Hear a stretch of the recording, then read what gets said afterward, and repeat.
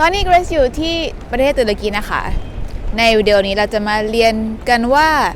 ที่ประเทศตุรกีมีอาหารอะไรน่ากินบ้างอย่างเช่นในตัวอย่างในมือเกรซมีอะไรมือซ้ายมีซิมิตมือขวามีอัสมานี่คือขนมปังที่หาได้ง่ายมากเลยข้างถนนตามถนนจะมีคนขาย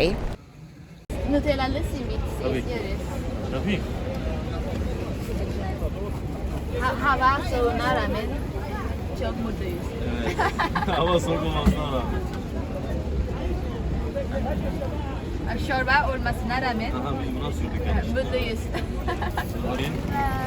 Öyle. Poşet vereyim mi? Poşet yok, gerek yok. Tamam. นี่นะคะเราสามารถกินแบบเป็นขนมปังเปล่าๆได้หรือว่าจะใส่นูเทลล่าก็ได้ปกติกูชอบใส่นูเทลล่าเห็นไหมอร่อยกว่าอร่อยที่อร่อยก็ตรงงาเนี่ยแหละค่ะมันมีงาเห็นไหมทำให้มีรสชาติของงาขึ้นมาอร่อยมากส่วนแอสมาก็ขนมปังธรรมดาค่ะไม่ละจะเริ่มพอว่า yes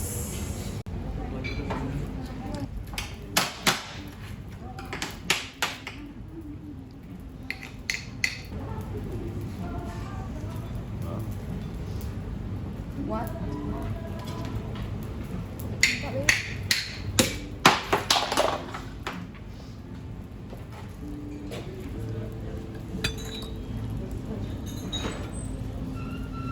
Teşekkürler. เมื่อกี้เพิ่งมีการแสดงโชว์นะคะเปิดภาษาอังกฤษเรียกว่า clay pot นะเมื่อกี้เขาเปิดมาแล้วก็ข้างในมีไก่แล้วก็มีพวกแบบอาหารของตุรกีนะคะเดี๋ยวจะลองชิมดูว่าเป็นยังไงอร่อยไก่นุ่มมากแล้วก็น้ำซอสอร่อยมีผักชนิดต่างๆอยู่เห็นไหมวันนี้เกรซมาที่บูร์ซาเป็นเมืองที่อยู่ข้างๆอิสตันบูลนะคะวันนี้เราจะมาลองกินพิซซ่าของตุรกีกันนะคะอันนี้เรียกว่าปีเดเหมือนกับเป็นเรือขนมปังแล้วก็ข้างในบางครั้งเป็นชีสบางครั้งเป็นเนื้อไก่แล้วก็มีผักอะไรต่างๆนะคะปีเดคืออันนี้แล้วก็อันนี้คือลามาจุนซึ่งเกรซจะไม่เคยลองนะว่าเป็นยังไงแต่ว่าเขาเรียกกันว่าเป็นเหมือนกับพิซซ่าเกาหลีเราจะมาลองดูกันนะคะ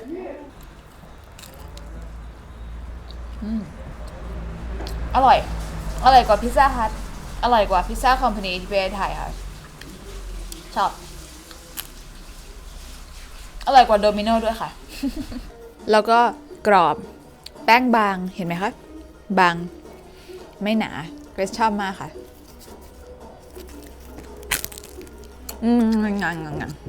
เกรซเคยมาตุรกีแค่2 ครั้งนะคะแต่ว่าทุกครั้งเกรซก็จะชอบสั่งซาเลบเหมือนกับนมอุ่นๆนะคะของตุรกีแล้วก็ใส่ซินนามอนข้างบน Hayırlı işler babam 2 çay rica edeyim. อร่อยแล้วก็ในอากาศหนาวกินแล้วก็รู้สึกว่าแบบอุ่นใจแล้วก็อุ่นร่างกายมากแล้วก็เวลาได้จับแก้วก็อุ่นมือเหมือนกันค่ะชอบซาเลบมากกินแทบจะทุกวันเลยBir tane çay lütfen. Teşekkürler. ตอนนี้เกรซจะดื่มชานะคะชาของตุรกี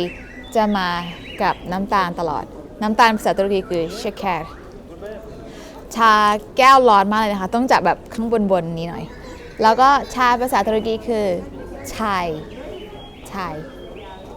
ส่วนมากจะมีรสชาติแบบขมๆหน่อยถ้าใครชอบขมก็อาจจะชอบกินชาโดยไม่ใส่น้ำตาลแต่ว่าส่วนมากเกรซจะกินใส่ครึ่งนึงหรือว่าใส่เม็ดนึงอะไรอย่างเงี้ยค่ะลองดูอร่อย เกรซปกติชอบกินชาอยู่แล้วค่ะที่ตุรกีจะเห็นคนมานั่งอยู่ข้างนอกในอากาศหนาวๆแล้วก็ดื่มชากันเยอะนะคะตามถนนทั่วไปค่ะเยอะมากมันฝรั่งที่ทำเป็นเกลียวแบบนี้เกรซปกติไม่เคยเห็นเลยนะคะที่ตุรกีปกติจะเห็นที่เกาหลีมากกว่าแล้วก็อร่อยดีค่ะตอนนี้กำลังกินอยู่แต่ว่าจุดเด่นของตุรกีคืออันนี้ค่ะน้ำทับทิมซึ่งหาได้ตอนนี้หาได้ยากมากขึ้นกว่าปีก่อนที่เกรซมาที่ตุรกีแล้วก็ที่อิสตันบูลเกรซกินทุกวันเลย แต่ว่าตอนนี้ที่อิสตันบูลน้ำทับทิมราคาขึ้นไปมากกว่า 2 เท่าบางครั้ง 3 เท่าอีก ก็เลยไม่ค่อยมีโอกาสกิน แต่ว่าที่บูรซาที่นี่ราคาเท่ากับอิสตันบูลเมื่อก่อนค่ะ นั่นก็คือแก้วใหญ่อย่างนี้ 10 ลิรา10 ลิรานี่ยังไม่ถึง$1นะคะ ถ้าเป็นเงินไทยบาทก็น่าจะเป็นประมาณ25 บาทค่ะ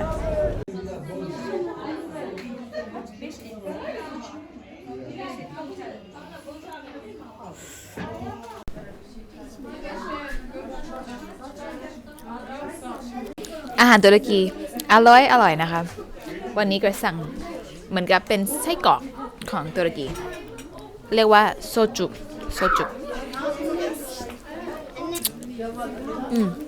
อร่อยดีค่ะ เค็มๆ แล้วก็น้ำมันเยอะไปหน่อย แต่ว่าก็ถือว่าอร่อยนะ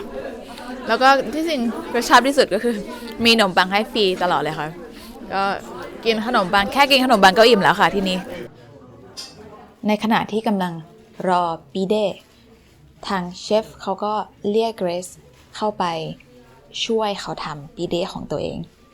คนตุรกีนี่น่ารักมากเลยนะคะ ไม่ได้ขอเลยนะคะ แต่ว่าเขาเรียกไปเพราะว่าเขารู้ว่าเราสนใจเราอยากจะรู้เกี่ยวกับการทำปีเด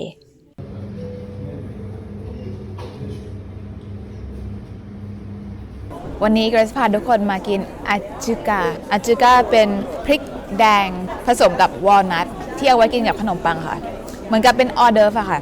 แต่ว่าเกรซกินเป็นอาหารเลยที่นี่เพราะว่ารสชาติอร่อยมากค่ะไม่เหมือนอะไรที่เคยกินในประเทศไทยเลยแบบพิเศษมากมาทุกครั้งก็ต้องกินทุกครั้งค่ะที่นี่ส่วนอันนี้เป็นออเดอร์ฟอีกอันหนึ่งนะคะเชอร์เคสทาวุกภาษาตุรกีแปลว่าไก่นะคะเราจะลองดูกันนี่เกรซไม่เคยกินนะเดี๋ยวจะลองดูว่าเป็นยังไงเป็นไก่กับวอลนัทนะคะลองดู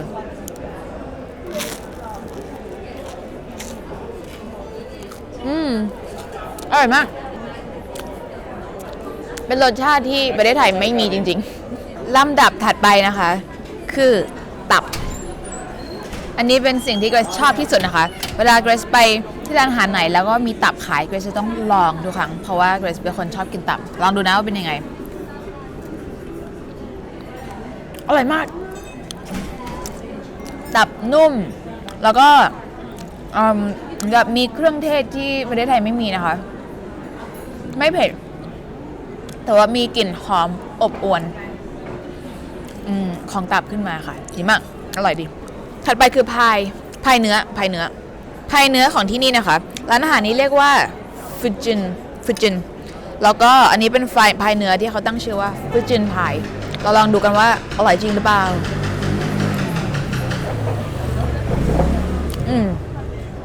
อร่อยค่ะอร่อยชอบวันนี้เกรซพาทุกคนมากินของขึ้นชื่อของตุรกีนะคะนี่คือมีเดียก็เป็นเหมือนกับหอยแครงอะค่ะแล้วก็ในนี้มีข้าวกินกับหอยแครงแล้วก็มีมะนาวแต่เราลองดูนะอันนี้เป็นครั้งแรกที่เกรซจะกินนะคะลองดูไม่รู้ว่าบีบมะนาวเยอะเกินไปหรือเปล่าเมื่อกี้ลองดู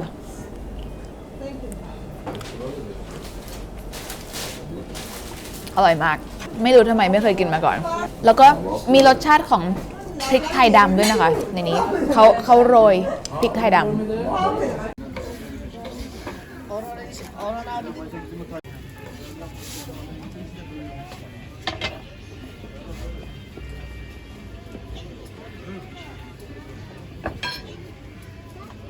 เพิ่งรู้นะคะว่า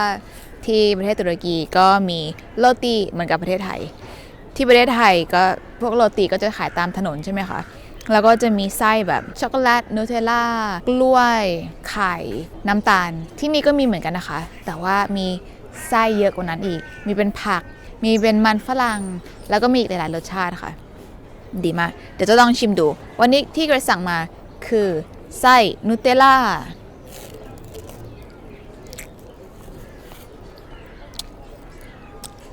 เหมือนกับประเทศไทยค่ะ ตอนนี้เกรซอยู่ที่คาราคอยนะคะมันเป็นพื้นที่หนึ่งที่อยู่ติดกับสะพานกาลาตาซึ่งเป็นสะพานที่โด่งดังมากสำหรับคนที่อยากจะเห็นวิวของอิสตันบูลนะคะแล้วก็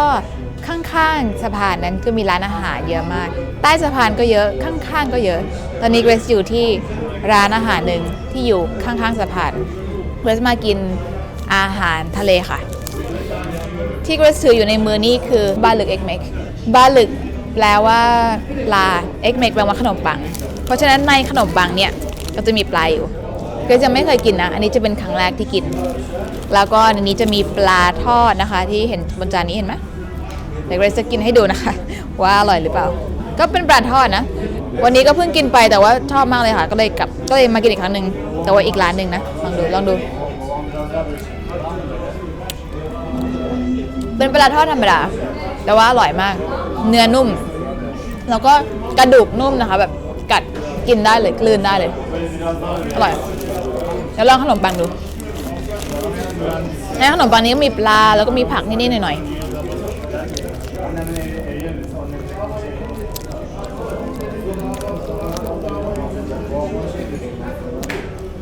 อร่อยค่ะแบบมันซิมเปิลดีง่ายๆแล้วก็อร่อยด้วยแต่ว่าคิดว่าถ้าใส่มะนาวจะอร่อยกว่านี้นี่ลองดูใหม่กับมะนาวอร่อยขึ้นวันนี้เกรซจะพาทุกคนมากินอาหารสุดฮิตของที่นี่นะคะเป็นอาหารที่กินได้ข้างถนนมีร้านเยอะแยะที่ขายอยู่นะคะนั่นก็คือชีคอฟเตชีแปลว่าเนื้อสดนะคะแต่ว่านี่ไม่ใช่เนื้อสดมันเป็นข้าวสาลีโบเกอร์ที่ผสมกับพวกสมุนไพรต่างๆพวกผักอะไรต่างๆแล้วก็ออกมาเป็นแบบนี้ซึ่งเราจะเอาอันนี้แหละค่ะมาทาขนมปังเหมือนกับกินเป็นไส้อะปกติถ้าเราไปร้านเขาก็จะมีเตรียมให้เราเลยแต่วันนี้เกรซจะเตรียมให้ทุกคนดูนะคะดูสินี่เกรซไปซื้อมาจากที่ซูเปอร์มาร์เก็ตนะคะเนี่ยแล้วก็มีซอสมาให้ด้วยซอสเผ็ดกับซอสหวานนะคิดว่า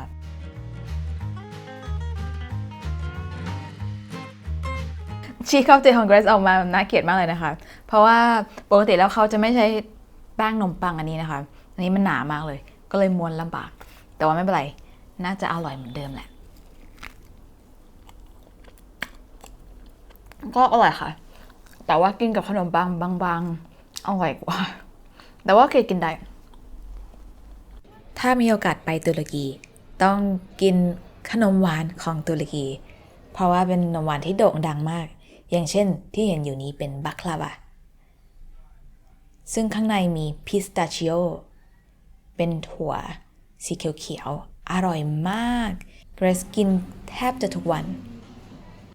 บัคลาวาก็จะมีแบบเย็นแล้วก็แบบธรรมดาเหมือนกับเย็นเหมือนกับไอศครีมอะค่ะถ้าไปต้องลองดูนะคะถ้ามีโอกาสมาตุรกีต้องลองสักครั้งนะคะไอติมตุรกีเป็นไอติมที่พิเศษมากไม่ใช่เพราะว่ารสชาติพิเศษแต่ว่าเพราะว่าคนที่ขายไอติมเนี่ยชอบเล่นกับคนซื้อไอติมก็จะมีเนื้อแบบเหนียว